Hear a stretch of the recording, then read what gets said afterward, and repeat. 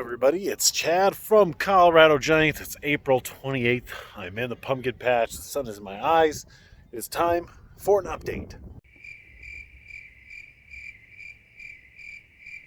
So I have been slacking off on the videos just a little bit because honestly, I've just been busy. Um, things are still busy at my store. Thank goodness. We're very fortunate to have that. And I've just been doing other things, because I do have a life outside of pumpkins, believe it or not. So just trying to stay busy, or rather staying busy while trying to still kind of get this done.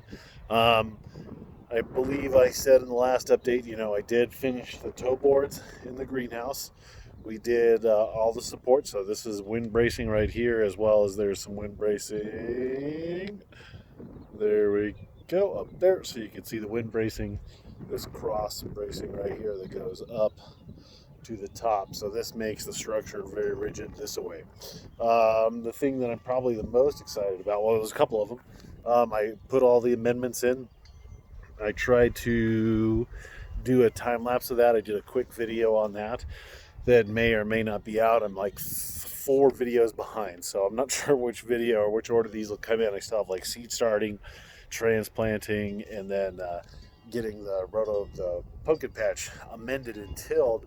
So I did till everything. I rototilled in the last of the peat moss, and today on the 28th, which is Tuesday, I did collect my soil sample, and that's gone off to Western Labs. So hopefully by this Friday, I will have an answer on what I need to add to the pumpkin patch to amend it where it needs to be.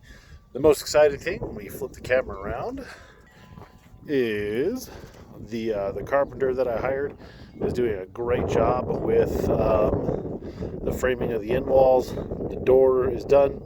The passive vent is done. The roll-up door will go in tomorrow, as well as the giant exhaust fan, which is there. And then he is reinforcing, putting wind bracing on the back wall there. So hopefully by tomorrow on Wednesday, the end walls will be done, and then really the only thing I need to do before I put on plastic is do the wiggle wall, or the wiggle wire channel, which is over there. So I got to mount that all around the entire perimeter to get that into place, so that the plastic will be secured. So that looks pretty darn cool, nice and secure, says I. So let's go look at the plants. And here are the seedlings. I did pot these up on Monday. So these are 7 days old. If you have or have not watched that video that I may or may not have put out, I'll reiterate that here. I am a fan of doing I will go back to filing my seeds. I didn't file them this year. I think that cost me about 2.5 days worth of time. I did not have one of my 1501 Vanderweilen seeds pop up, and then one of the 1984 Barons did not pop up. So the 1501 is a bummer, because that's one of the seeds I'm most looking forward to growing. The 1984, I started 3 of them, so that's not that big of a deal. But the seedlings are looking quite good. Oops. So there's the 1501 right there. 1984s, 1911. So it's always really interesting to me. So like here's 1911. That, if we're being honest, doesn't look that great. And then here's a 1911 that looks fantastic. So that's why, I always start multiple seeds, so I know what is what as far as the genetics go, because you never know. Each one's different. So like here's a 1984 and here's a 1984, again with the camera work.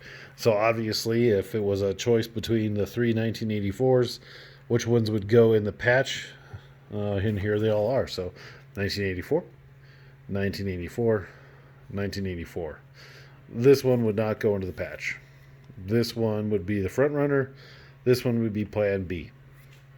So that's why I plant the same seeds, so I can see how they're all doing compared to one another. So 2118, 2118, 2118. So this is the smallest of them, of the 2118s. This one looks great, and this one looks pretty good too. So these ones are fairly evenly matched. So that's about it. The seeds are looking good. It's super windy outside today. That's why the plants aren't outside. But pretty much every day for the next 10 days or so, our weather's looking phenomenal. So I just open up the garage. I wheel these outside by probably 3 o'clock. They're in the shade, so these get morning sun. And it's pretty darn perfect. Like a half a day of sunlight is better than all day under lights, artificial light. So that's what they're getting. And that's it for this video. Hopefully you have already subscribed to the channel. If you haven't, go ahead and do that. Comment below if you have any questions. Get out there. Grow yourself a pumpkin.